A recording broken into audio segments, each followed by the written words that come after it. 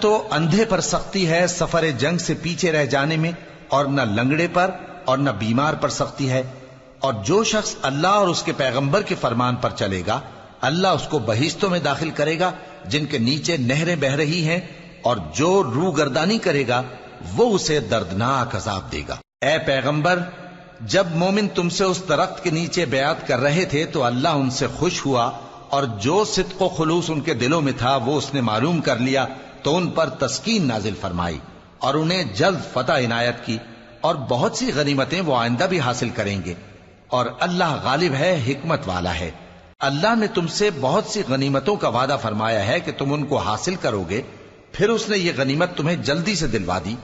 اور لوگوں کے ہاتھ تم سے روک دیے۔ غرض یہ تھی کہ یہ مومنوں کے لیے اللہ کی قدرت کا نمونہ بن جائے اور وہ تم کو سیدھے رستے پر چلائے، اور کچھ اور غنیمتیں دے گا جن پر